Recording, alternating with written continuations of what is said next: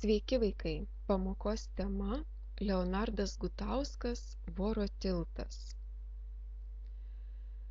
Tikslas – išmokti šį eilėraštį atmintinai, bet prieš tai palyginti Leonardo Gutausko Vorą su Lobato aprašyta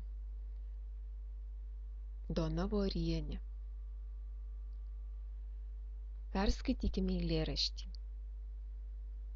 Voras kuprotas nuo prigimimo, gudrus jo protas, pilnas audimo.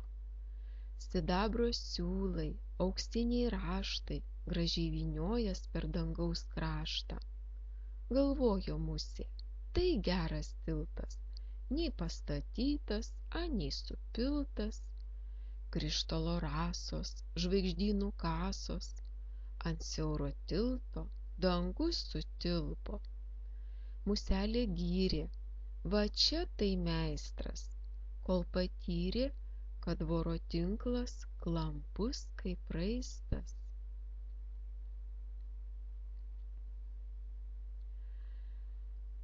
Kelkime klausimus. Paanalizuokime eilėraštį. Koks voras?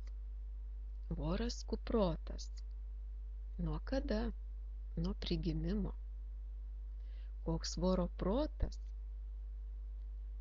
Voro protas gudrus, pilnas audimo. Kokie voro siūlai? Sidabro siūlai. O kokie raštai?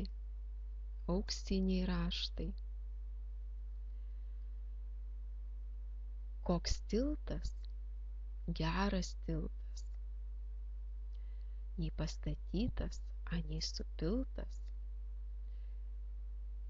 Kas taip įvertino tiltą?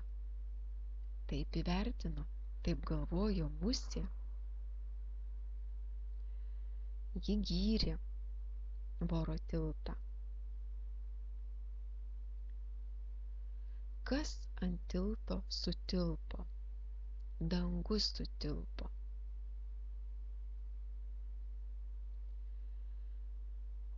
Kas nutiko musei, kaip jums atrodo?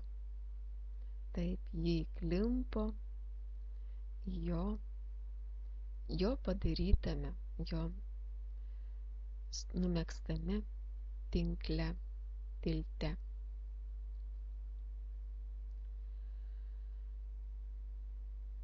Tai dabar supratote, koks voras.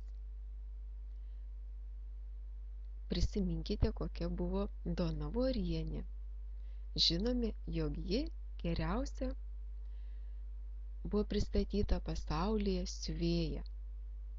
Na, o voras geriausias tiltų tiesėjas. Abu savo darbo meistrai. Tuo jie tikrai panašus. O kuo skiriasi? Pavartykite vadovėlį, dar kartą sugrįžkite, peržvelkite tekstą Suknelė iš jūros bangos ir lengvai rasite skirtumų. Išmokite eilėraštį atmintinai. Mokytoja Lina.